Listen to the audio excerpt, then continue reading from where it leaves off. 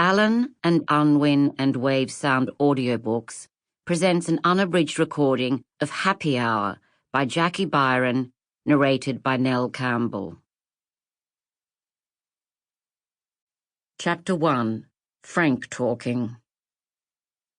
She wrapped a third Ziploc bag around the dog droppings, placed the insulated pile inside a plastic express post envelope, sealed that, and placed the whole thing neatly on the bottom shelf of her refrigerator. Though confident contamination was not an issue, Franny decided a dose of bleach throughout her Fisher and Paykel the next day would not go astray. She made a mental note to do that, but not before she'd shoved the whole fragrant bundle in a postbox somewhere random, away from prying eyes and nostrils. Now her priority was a stiff Tanqueray.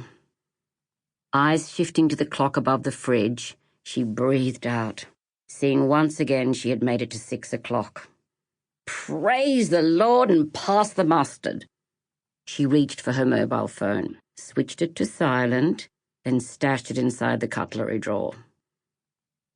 The last 2 days had been unexpectedly rough, her emotions in tumult since the arrival of a letter from the evil prick who had killed her Frank. Who wouldn't need a bloody gin?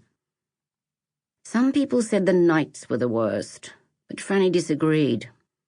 Almost daily she found herself watching the kitchen clock as it inched towards 6, ready to exhale that guilty sigh. People's thoughts turned inwards as the sun began to set.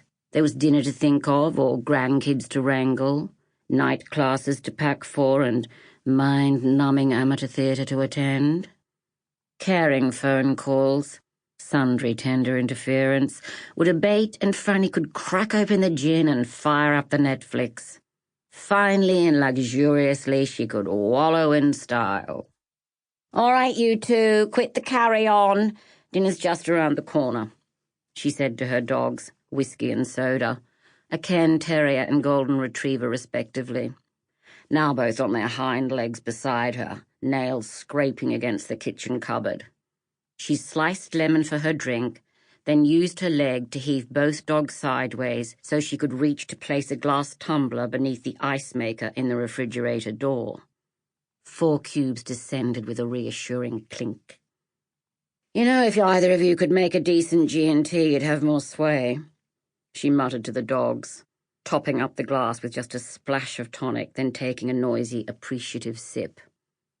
"See what I have to put up with, Frank," she said, holding the glass up to the ceiling in a form of cheers. Sample complete. Ready to continue?